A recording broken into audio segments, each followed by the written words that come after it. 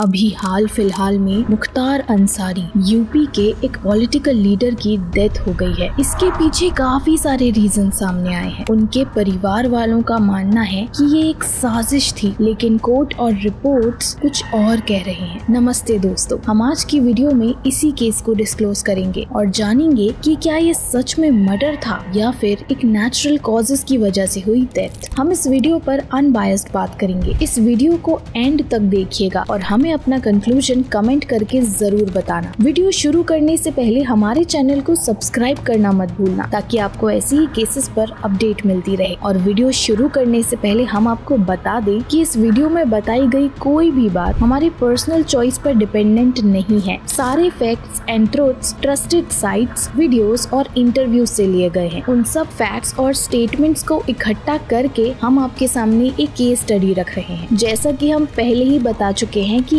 इसमें कोई भी बायस्ड कमेंट्स नहीं किए गए हैं। इस केस को पूरा स्टडी करने के बाद आपके जो भी थॉट्स हो हमें कमेंट करके जरूर बताना। तो चलिए शुरू करते हैं आज की वीडियो।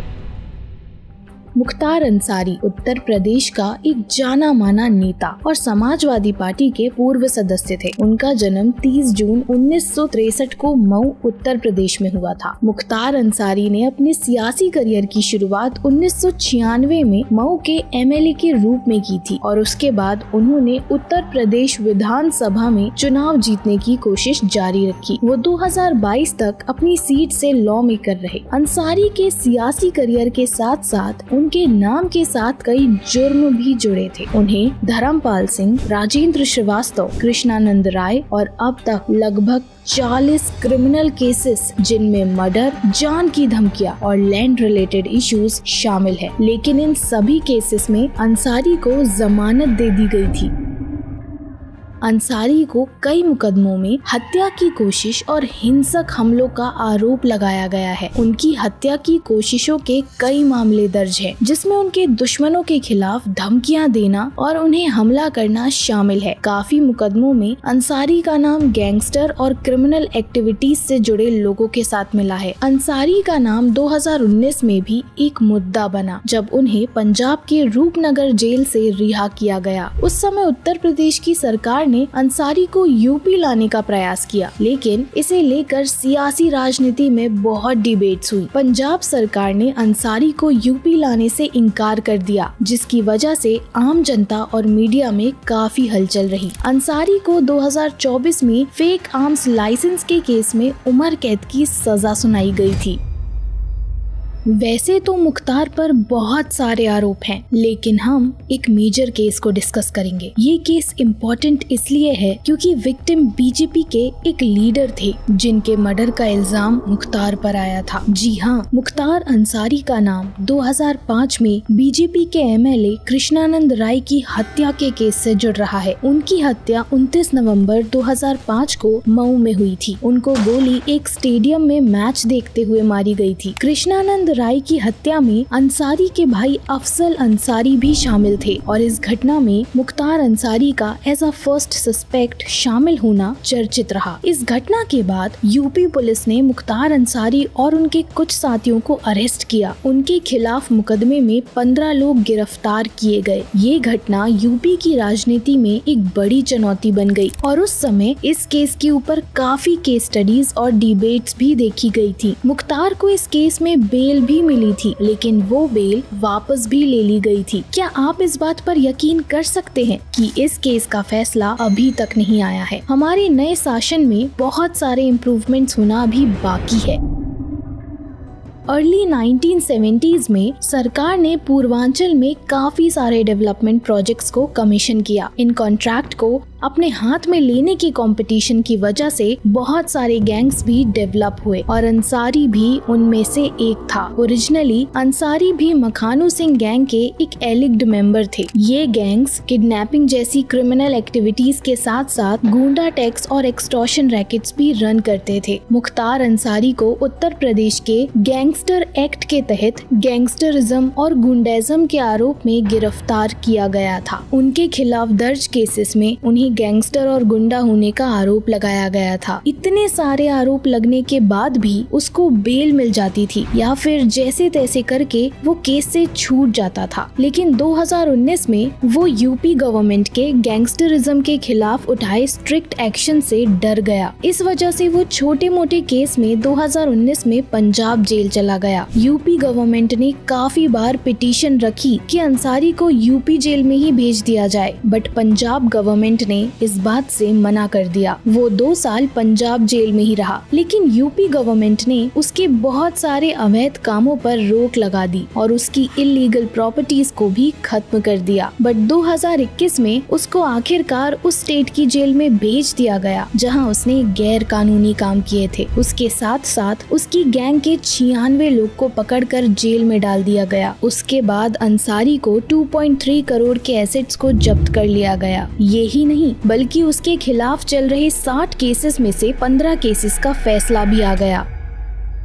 मुख्तार अंसारी की डेथ अभी रिसेंटली 28 मार्च 2024 को हुई है। इस पर हम 3 पॉइंट ऑफ व्यू से बात करेंगे। पहले पुलिस अथॉरिटीज, डॉक्टर्स और मुख्तार की फैमिली। सबसे पहले बात करते हैं कि पुलिस अथॉरिटीज क्या कह रही हैं। पुलिस का कहना है कि उनकी डेथ से 2 दिन पहले ट्यूसडे को वो पुलिस स्टेशन के बाथरूम में गिर गए थे और उनको इमीडिएट ट्रीटमेंट दिया गया था। पहले उनका इलाज पुलिस स्टेशन में ही चला, लेकिन फिर उनको हॉस्पिटल शिफ्ट कर दिया गया था। उनको रानी दुर्गावती मेडिकल कॉलेज में एडमिट किया गया था। अब देखते हैं कि डॉक्टर्स क्या कहते हैं। पुलिस स्टेशन में इलाज के बाद भी उनकी वोमिटिंग बंद नहीं हो रही थी, तो उनको जल्द से हॉस्पिटल ले जाया गया था। रानी दुर्गावती मेडिकल कॉलेज के बुलेटिन का कहना ये है कि इलाज में कोई भी लापरवाही नहीं हुई थी। हॉस्पिटल में आते ही उनको इमीडिएट ट्रीटमेंट दिया गया था और वो भी 9 डॉक्टर्स की टीम के साथ। लेकिन इतनी कोशिश के बाद भी वो उनको बचा नहीं पाए और थर्सडे को उनकी डेथ हो गई। अब देखते हैं कि उनकी फैमिली का क्या कहना है। मुख्तार की फैमिली ने ये क्लेम किया है कि उनको कई दिनों से खाने में स्लो पॉइजन दिया जा रहा था और ये सब एक प्लान्ड मर्डर है। मुख्तार के भाई अफजल अंसारी ने ये बयान दिया है कि मुख्तार ने उनको खुद बताया था कि उनको रोज खाने में स्लो पॉइजन दिया जा रहा है। इस पर मुख्तार ने कोर्ट में एक लेटर भी भेजा जिसमें उसने लिखा कि उनको खाने में स्लो पॉइजन दिया जा रहा है। उनका कहना था कि खाना खाने के बाद उनकी बॉडी में बहुत ज्यादा पेन होने लगा था जो बर्दाश्त के बाहर था, लेकिन चेक करने के बाद ये सब झूठ साबित हो गया। यहाँ तक कि यूपी के ऑफिशियल्स ने भी इस बात से इनकार कर दिया। डॉक्टर्स ने भी यही बताया कि उनकी बॉडी में कोई पॉइजन नहीं पाया गया था। पोस्टमार्टम की रिपोर्ट्स में भी इनिशियली यही साइट हुआ है कि उनकी डेथ का रीजन मायोकार्डियल रिफ्रैक्शन यानी कि हार्ट अटैक है। फॉरेंसिक साइंस लैब ने भी डेथ बाय पॉइजन को रूल आउट कर दिया है। यहाँ तक कि डॉक्टर्स ने उन्हें फिट पाया और उनको वापस जेल भेजने की तैयारी भी कर दी थी। इतने सब सबूत के बाद भी उनकी फैमिली ये एक्सेप्ट नहीं कर रही है। मुख्तार अंसारी के बेटे उमर अंसारी का कहना है कि जब उनको अपने पिता की ढलती हुई हेल्थ के बारे में पता चला तो वो उनसे मिलने गए, लेकिन उनको मिलने जाने से मना कर दिया गया। उन्होंने ये भी कहा कि उनको अपने पिता की खराब हेल्थ की इंफॉर्मेशन अथॉरिटीज से नहीं बल्कि मीडिया से पता लगी थी। मुख्तार को पॉइजन देने का आरोप नया नहीं है। जी हाँ, मुख्तार और उसकी फैमिली ने अथॉरिटीज और ऑफिशियल्स पर उनकी डेथ के 40 डेज पहले भी ये इल्जाम लगाया था। उन्होंने कोर्ट में दिए उस लेटर में भी ये मेंशन किया था। ये उनको इसलिए लगा क्योंकि पॉलिटिकल लीडर होने की वजह से उनके पास लाए खाने को चखा जाता था और जो स्टाफ उनका खाना चखता था उनकी और मुख्तार सबकी तबीयत खराब हो गई थी और सबका इलाज चला था। यूपी गवर्नमेंट ने इन एलिगेशंस की वजह से 3 मेंबर मैजिस्ट्रियल इन्वेस्टिगेशन भी ऑर्डर की थी, लेकिन खाने और दूध में जहर होने का तब कोई सबूत नहीं मिला था। गवर्नमेंट, पुलिस डिपार्टमेंट और मेडिकल अथॉरिटीज की तरफ से ये बात तो बिल्कुल क्लियर है कि उनकी डेथ किसी भी तरह के पॉइजन से नहीं हुई है और ये कोई मर्डर नहीं था, बल्कि उनकी डेथ का रीजन क्लियरली हार्ट अटैक ही था।